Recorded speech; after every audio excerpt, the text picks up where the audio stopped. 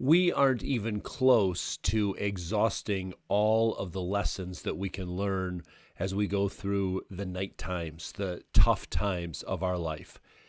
But we can continue to be thankful in the night, not for the night, but in the night because of those lessons that we are learning. In fact, we're going to be lifelong learners. We're always going to go through those difficult times. I've just shared with you over the last couple weeks just a couple of lessons that I learned going through my dark time. I know that you have lessons that you are learning and have learned as well. But today I want to teach you just one more principle that will help you to not only be a lifelong learner, but also a lifelong applier of the lessons that you learn each and every time that you go through one of these dark times. And you will go through them again. Remember, we've said all throughout this series that a mark of a maturing saint is not one who somehow avoids the dark times or never has to struggle with anything again. No, instead what we've said is that a mark of a maturing saint is one who, when he realizes that he's in that trough, in that nighttime, that dark place, then begins to praise God in anticipation because the lessons that are going to be learned, the blessings that are going to come as a result of that time. Let me share with you some insight that the Apostle Paul gave us. This is in his opening words of his letter, the second letter that he wrote to the church at Corinth. So in 2 Corinthians chapter 1, listen to what he says here. I love how he doesn't sugarcoat anything, but he just tells you straight up, we do not want you to be uninformed, brothers, about the hardships we suffered in the province of Asia. We're not going to sugarcoat it. We're not going to water it down. It was tough. Listen how he describes how tough it actually was. We were under great pressure, listen to this, far beyond our ability to endure, so that we despaired even of life. Think about that.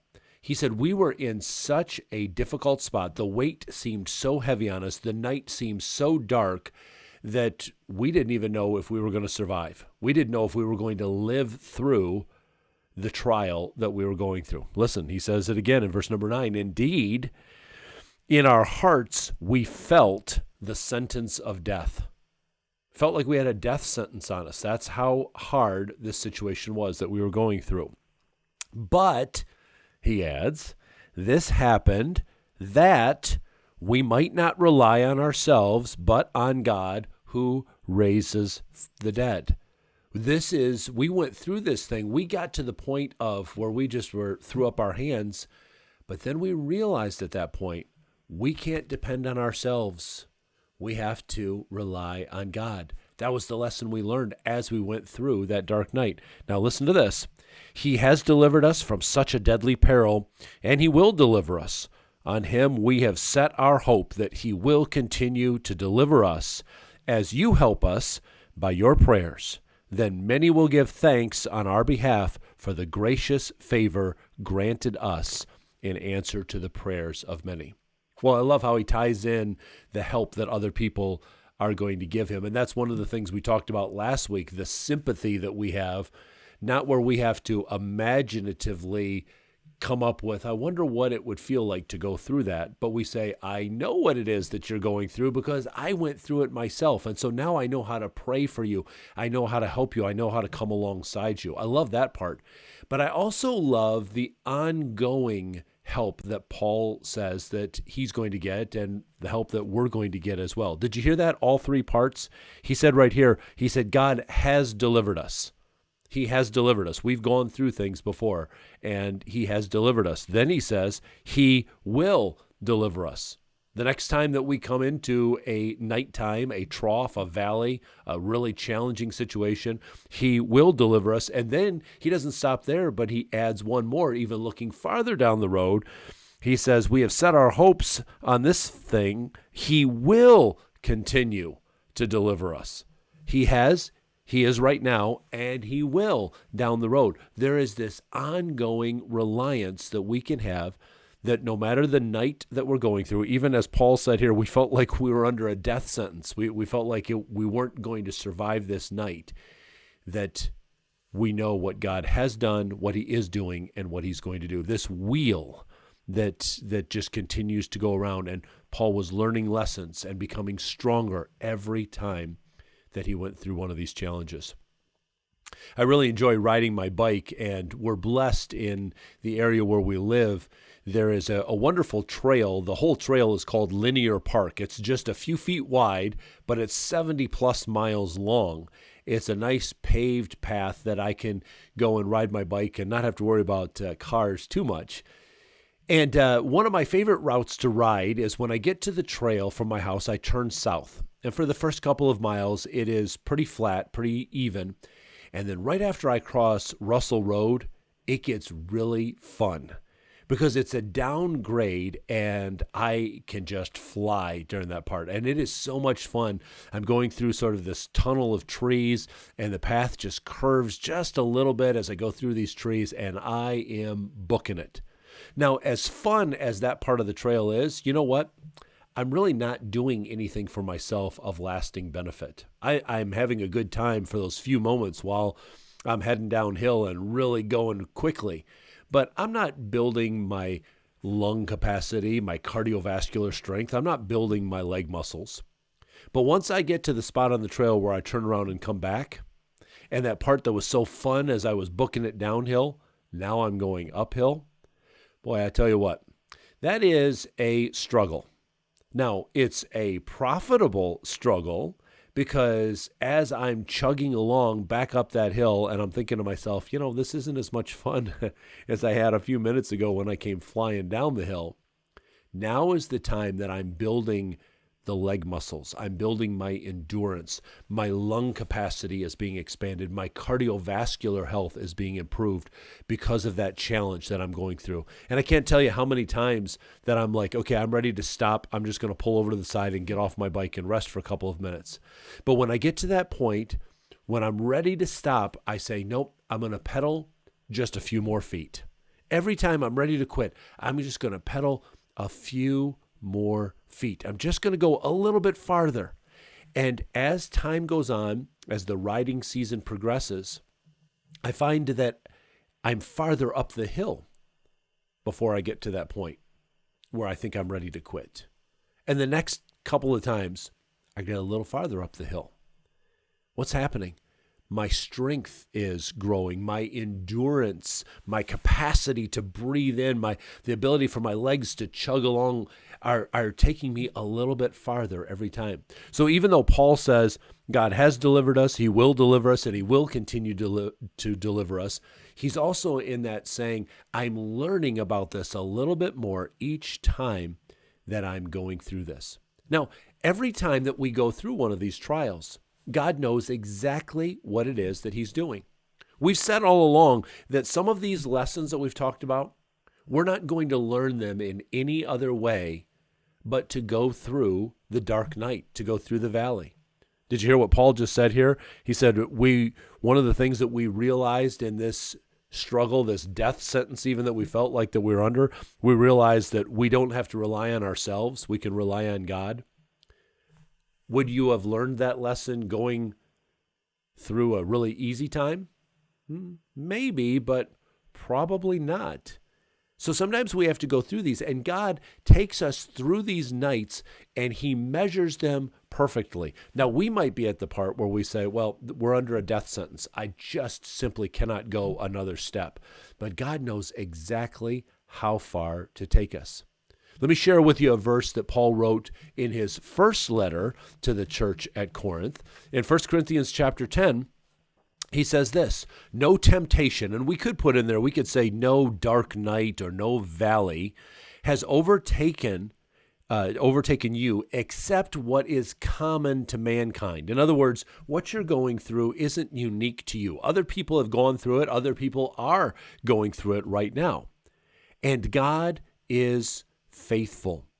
He will not let you be tempted. And again, we could say he would not let you stay in this nighttime or in this valley, in this hard spot beyond what you can bear.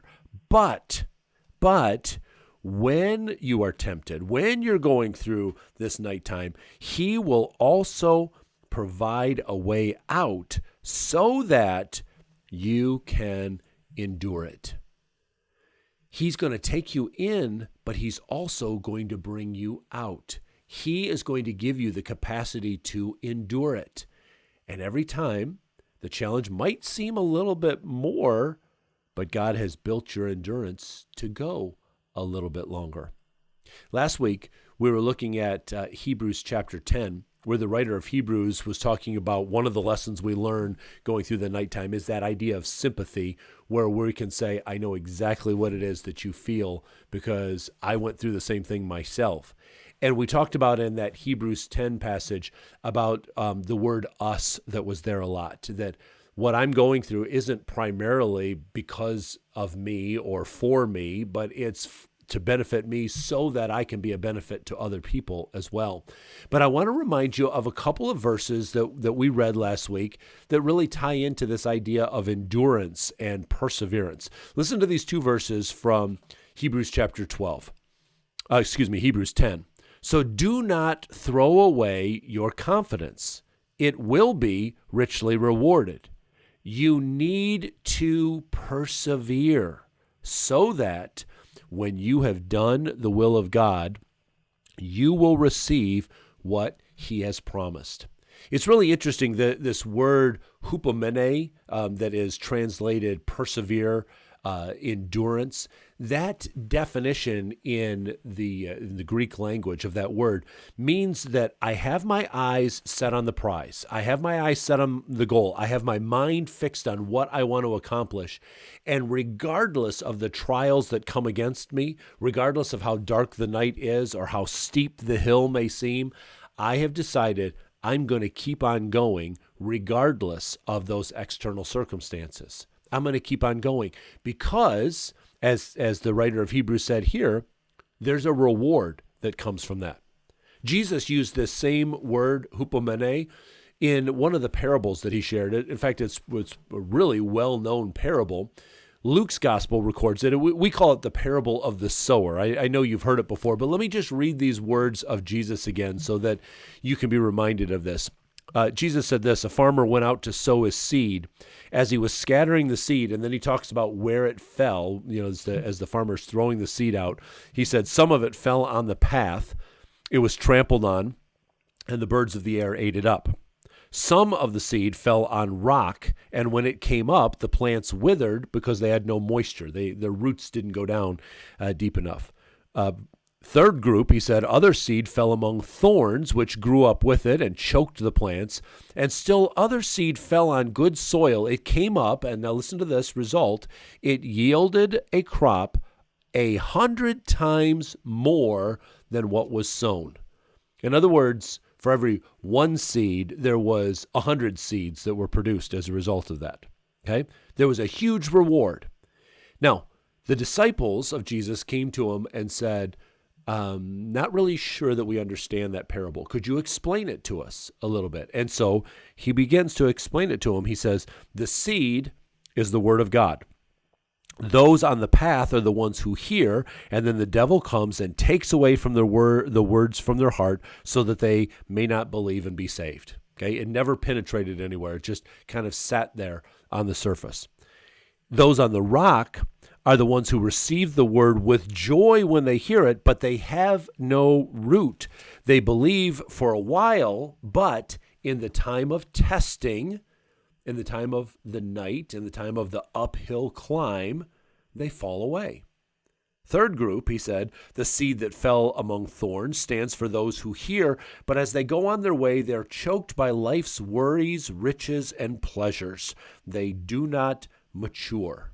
And then finally, I want you to catch this. In fact, we'll put it up so you can see this verse here.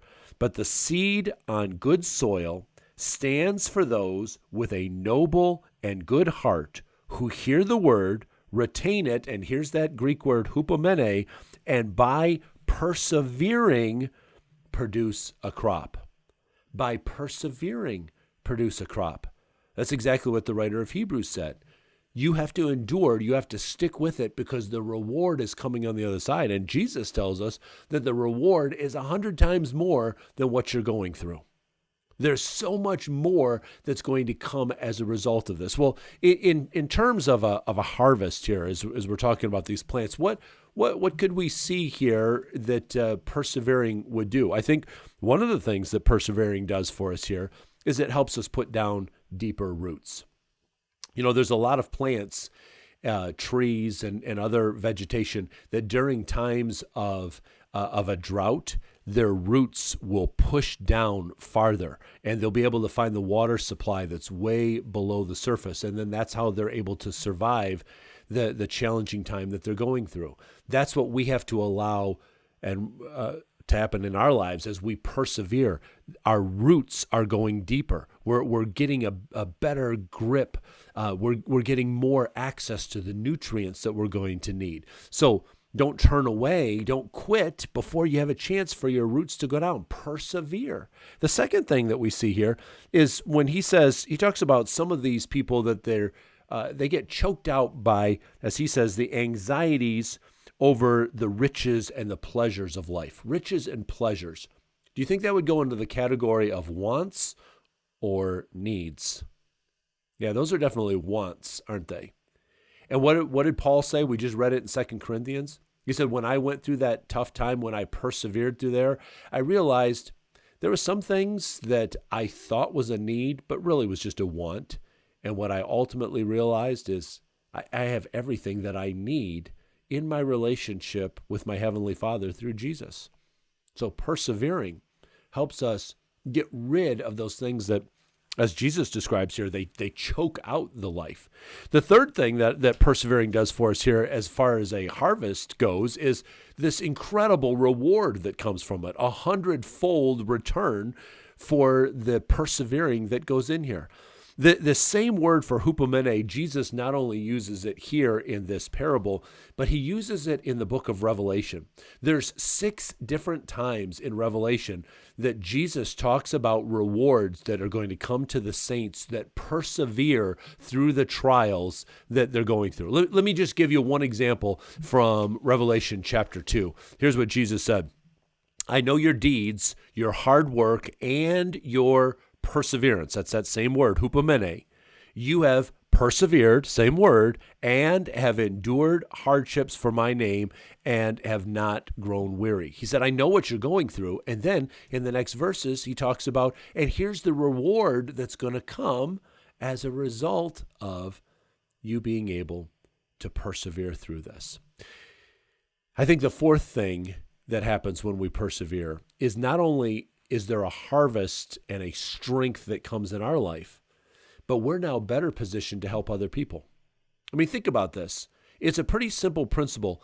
I can't give you something that I don't have, right? If you need $20, so you come to me and you ask me for $20 and I check my wallet and I check my bank account and I don't have it, as much as I want to give it to you, I can't because I simply don't have it.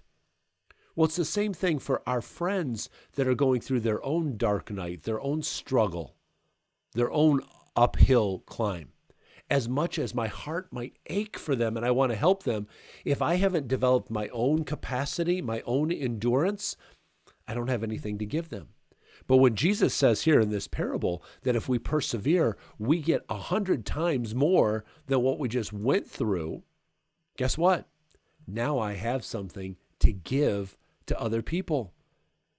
Because I persevered, now I have a capacity, an endurance, a strength to reach back and help other people who are also going through their challenges. Now, I read for you in 2 Corinthians about where Paul said, here's where we were. It was really tough. We felt like there was a death sentence, but God has delivered, he will deliver, and he's going to continue to deliver.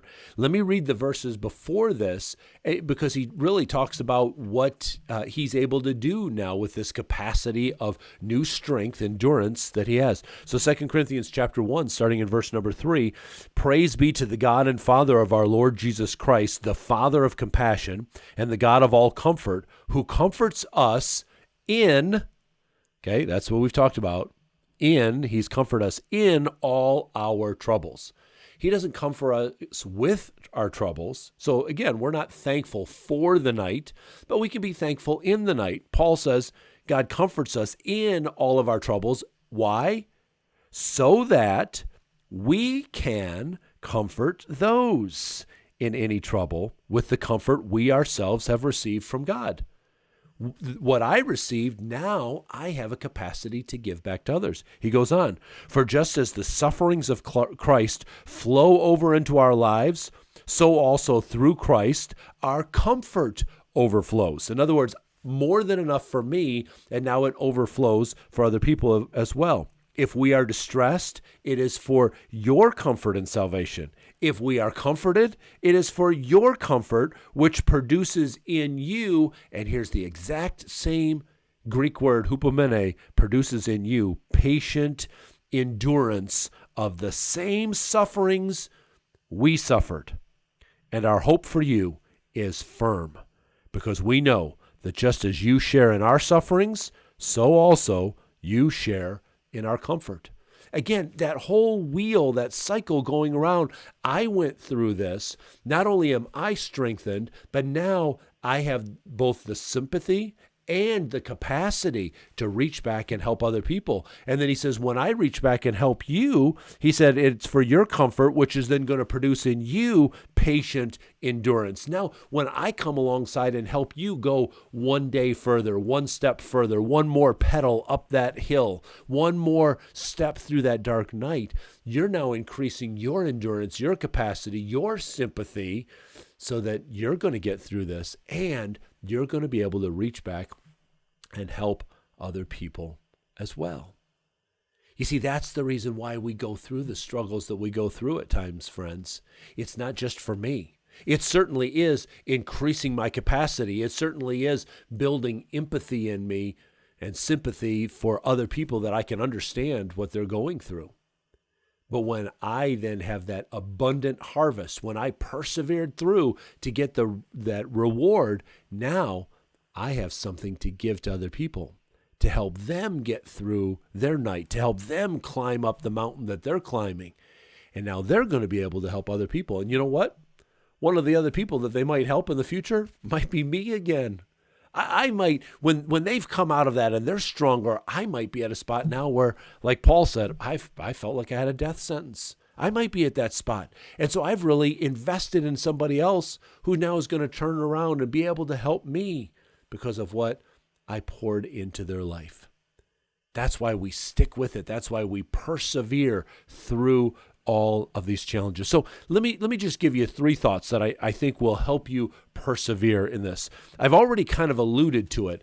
We not only have to keep our eyes on the prize, the reward that's coming, but more than that, we need to keep our eyes on the rewarder. We keep our eyes on Jesus. Now, the writer of Hebrews, chapter 11, is recorded for us what a lot of people have referred to as the Hall of Fame of Faith. And there is a whole list of people that, believe me, they persevered through some really dark times. They went through some really challenging times, and they overcame. And so now they're in heaven. And the writer of Hebrews almost describes them as being the fans in the stands that are cheering us on as we're now going forward, as we're struggling. But look at the focus on keeping our eyes on the future, on the rewards, and on Jesus, the rewarder. So as Hebrews turns from chapter 11, that Hall of Fame of Faith, to chapter 12, it starts with this word, therefore. So in light of all of these other people who persevered, therefore, since we're surrounded by such a great cloud of witnesses, let us throw off everything that hinders and the sin that so easily entangles, and let us run with, same word, perseverance, the race marked out for us. Now again, let me also point out to you, notice the word us here. We're doing this together. Let's do it together.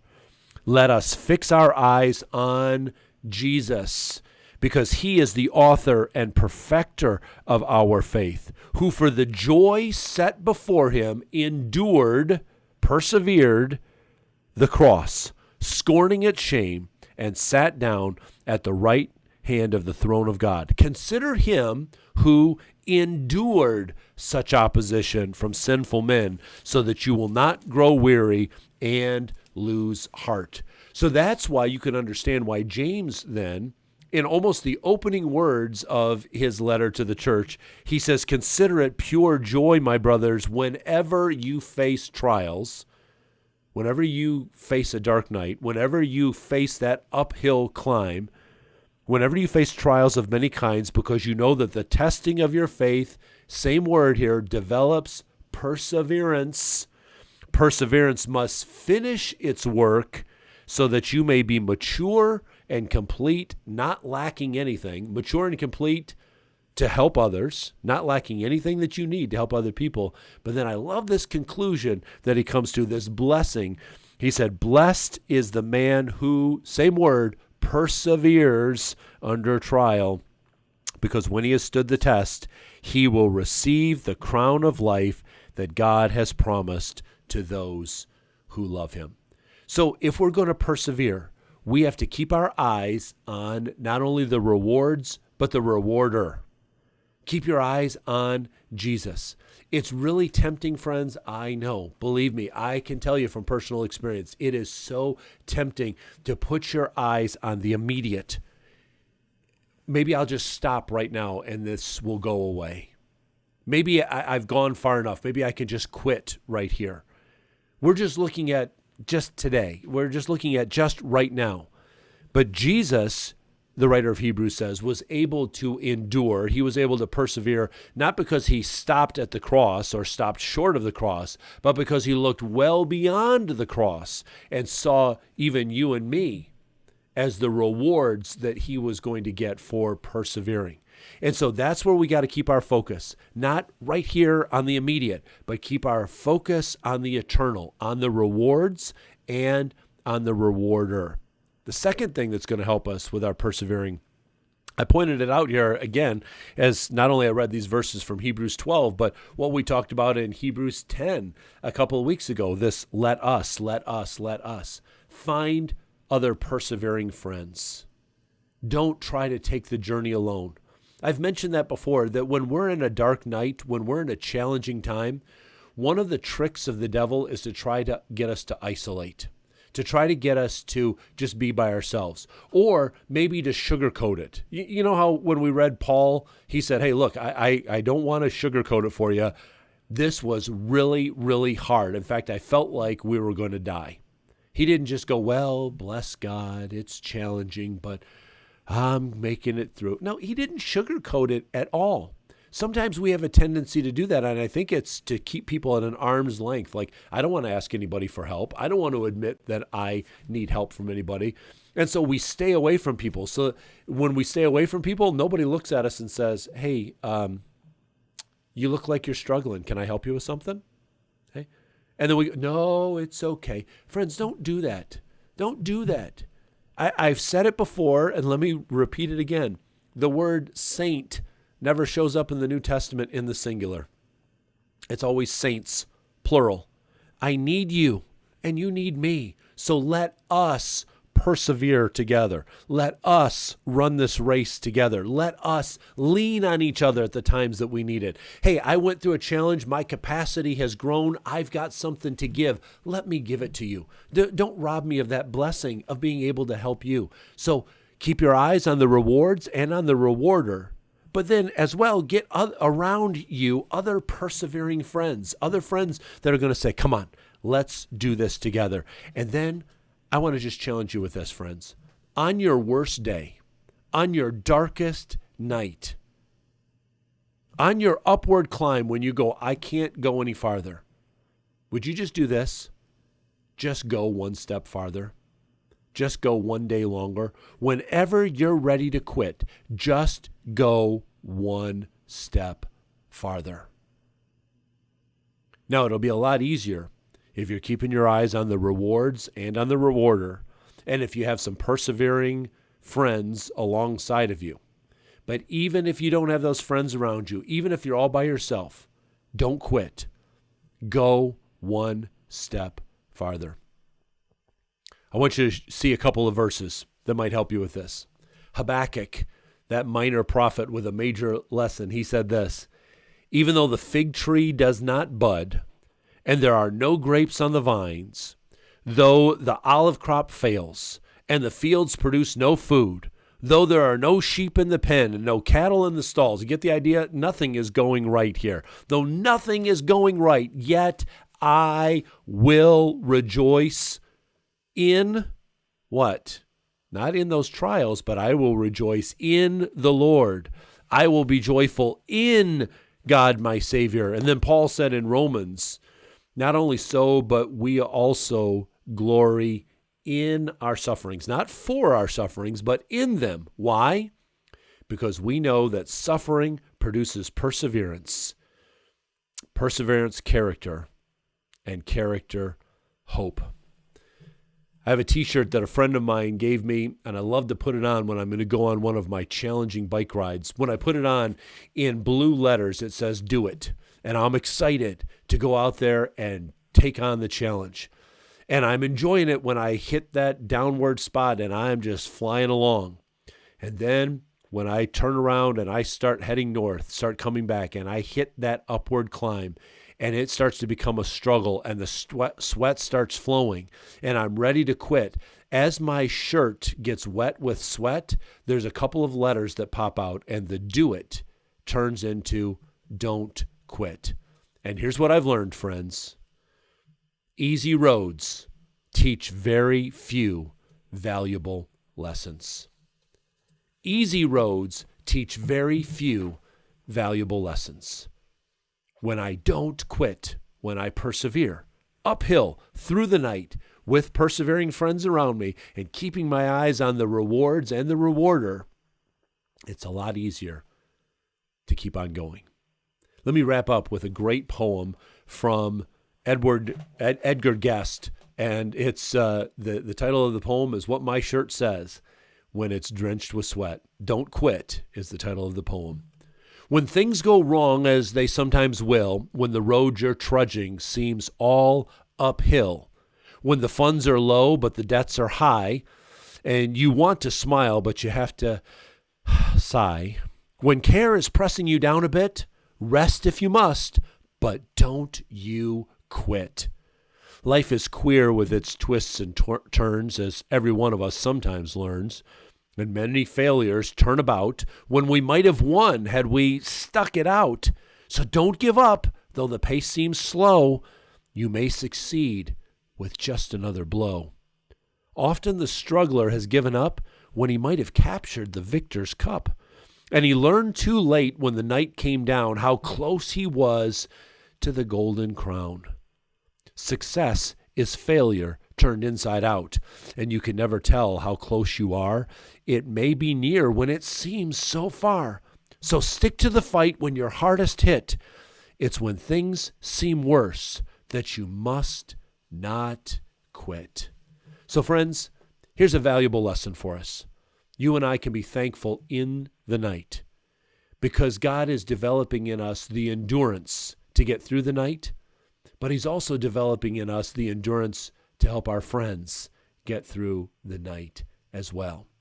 This idea of perseverance, of endurance, hupomene, sticking with it no matter what, is the thing that will allow you to learn lessons from the trials and the nights and the uphill climbs that you go through. And it will also grow your capacity to help other people. It'll help you put down roots farther in. It'll help you sort out the things that are wants and needs so that you are reliant more and more just on God and what He can provide for you. And friends, you're going to grow. You're going to get stronger. There's going to be a great reward for you that you're going to be able to share with others, but there's also going to be a great rewarder that is waiting to give you rewards that are beyond comparison when you persevere all the way through heaven's gates into the presence of Jesus. Father, I pray for my friends that are going through a challenge right now. They might be at that spot where Paul was, where it seems like a death sentence. It seems like they can't go one day further. But I pray that this word about perseverance would remind them and encourage them that, God, you've not put them in a situation to have them fail, but you've put them in this situation to have them grow, have them mature, have their roots go farther down, have them sort out wants from needs, have them persevere through to get a great harvest, not only for themselves, but to be able to help others as well. So Lord, remind us that you have delivered, that you are delivering, and that you will continue to deliver no matter the challenge that we're going through. Help my friends do that today. In Jesus' name, amen. God bless you, friends. I want to be able to dialogue with you. You can leave comments below. There's a lot of other different ways to get in touch with me. And I promise you, anytime that you reach out to me, I will get back to you. I want to be praying for you and answering questions that you have and encouraging you if I can. So I'm here to do that. Don't you quit. There's great rewards that are coming, not only for you, but for other people that are going to need what you have to help them as well. Persevere. Keep going. God bless you, friends. I love you.